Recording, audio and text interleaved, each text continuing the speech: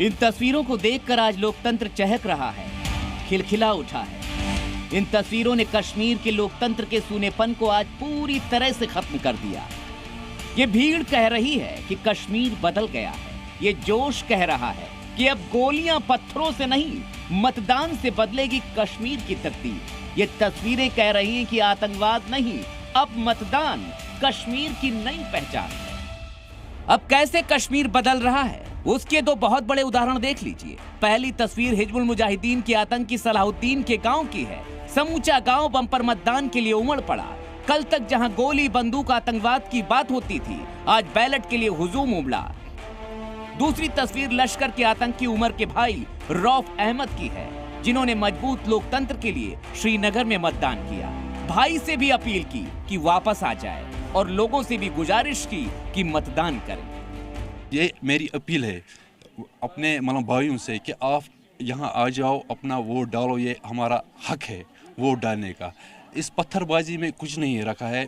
ये तस्वीरें सबूत दे रही हैं कि जन्नत में गणतंत्र पर लोकतंत्र भारी है। घाटी में चहकते लोकतंत्र की आपको ढेर सारी तस्वीर दिखाएं, उससे पहले आपको आज हुए मतदान के रिकॉर्ड तोड़ आंकड़े भी जानने चाहिए, जो बदल रहे कश्मीर की कहानी बयां कर रहे हैं। आज घाटी की सिर्फ एक सीट यानी बारामूला में मतदान हुआ।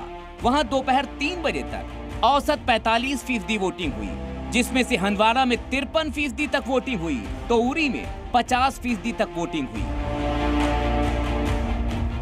इसी बारामूला में 2019 में कुल वोटिंग 34% हुई थी, जबकि 2024 में सिर्फ 3 बजे तक ही वहां 45% के करीब वोटिंग हो चुकी थी। कड़ी सुरक्षा के बीच बारामूला लोकसभा सीट में 3 जिलों बारामूला, कुपवाड़ा और बांदीपुरा में वोट पड़े, जिनमें 18 विधानसभा क्षेत्र भी आते हैं, जिसमें करीब 17 लाख मतदाता हैं। उन्हें संभालने के लिए 8000 सुरक्षा कर्मी लगाए गए थे। इस सीट पर नेशनल कॉन्फ्रेंस के उमर अब्दुल्ला हैं, तो पीपुल्स कॉन्फ्रेंस के सज्जाद लोन भी मैदान में खड़े थे। यहाँ उधमपुर में कश्मीरी विस्थापितों के लिए स्पेशल तौर पर पोलिंग बूथ बनाया गया था, जिन पर मतदान के लिए सुबह से ही लोग उमड़ पड़े।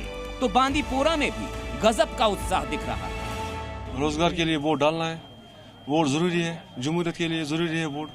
हम चाहते हैं कि अब 30-35 साल के बाद कोई खुशी आई हमारी वापसी के लिए हम कर रहे हैं। पहली बार वोट है तो डालेंगे, वोट डालना तो हक है।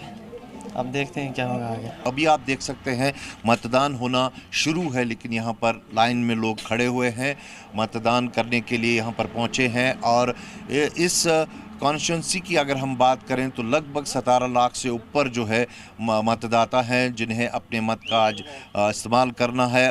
बारामूला में क्षेत्र कोई भी हो, ये उत्साह, ये उमंग, ये जोश और जुनून पिछले सारे रिकॉर्ड तोड़ गया।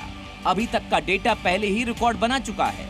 देखना होगा फाइनल डेटा कश्मीर में लोकतंत्र की बहाली के कितने नए कीर्तिमान गढ़ता है। Zee News।